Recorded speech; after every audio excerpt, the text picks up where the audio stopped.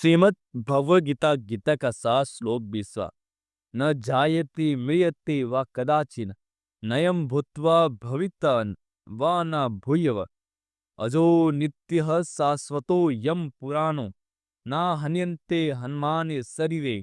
आत्मा का ना तो कभी जन्म होता है, न ही मृत्यु होती है, और न ही आत्मा किसी काल में जन्म लेकर पुनः उत्पन्न होता है। आत्मा अजन्मा, शाश्वत, अविनाशी और चिर नूतन है। शरीर का विनाश होने पर इसका भी विनाश नहीं होता।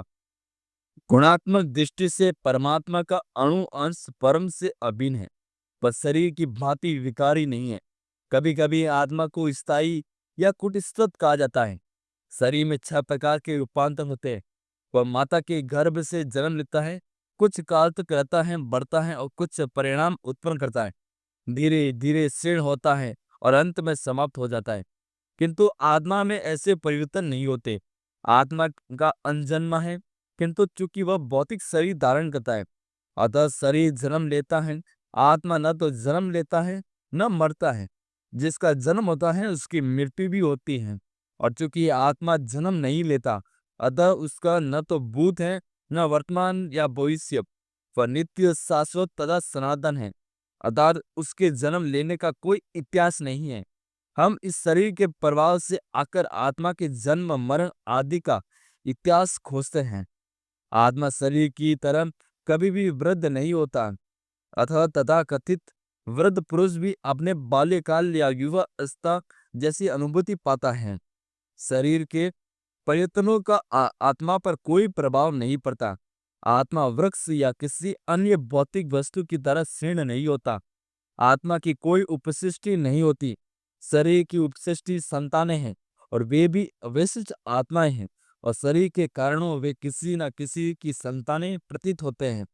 शरीर की वृद्धि आत्मा की उपस्थिति के कारण होती है, किंतु आत्मा के न तो कोई उपवृद्धि है, न ही उसमें कोई परिवर्तन होता है। अतः आत्मा शरीर के 6 प्रकार के परिवर्तन से मुक्त है। कठोर उपनिषद में इसी तरह का एक श्लोक आया है। न जायते मृत्युवाप विपश्चिन नायम कृतचित बभूव कृषित अजो नित्य शाश्वतो यम पुराण निहनन्ते हनुमाने शरीरे। इस श्लोक का अर्थ तथा तात्पर्य भगवत गीता के श्लोक जैसा ही है, किंतु इस श्लोक में एक विशिष्ट शब्द विपश्चित का प्रयोग हुआ है, जिसका अर्थ है कि विद्वान यह ज्ञानमय है। आत्मा ज्ञान से या चेतना से सदैव पूर्ण रहता है, अतः चेतना ही आत्मा का लक्षण है। यदि कोई हृदय स्थित आत्मा को नहीं खोज पाता है, तब भी वह आत्मा की उपस्थिति को चेतना की उपस्थिति से जान सकता है। कभी कभी हम बादलों या अन्य कारणों से आकाश में सूर्य को नहीं देख पाते, किंतु सूर्य का प्रकाश सदैव विद्यमान रहता है।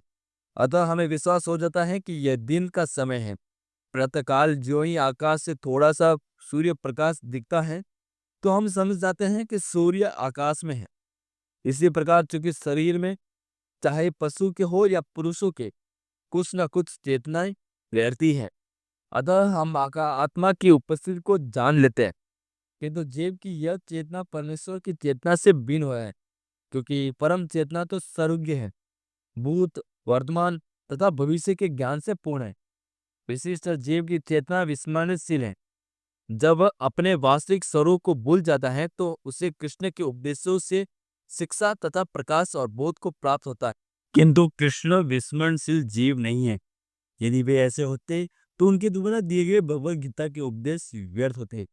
आत्मा के 2 प्रकार हैं, एक तो अणु आत्मा और दूसरा विभु आत्मा।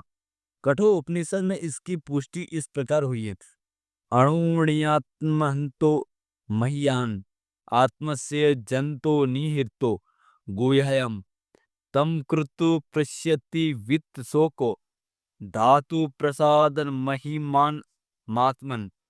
परमात्मा तथा अणु आत्मा दोनों शरीर रूपी उसी वृक्ष के जीव के हृदय में विद्वान है, और उनमें से जो समस्त इच्छाओं तथा शोकों से मुक्त हो चुका है, वही भगवत कृपा से आत्मा की महिमा को समझ सकता है।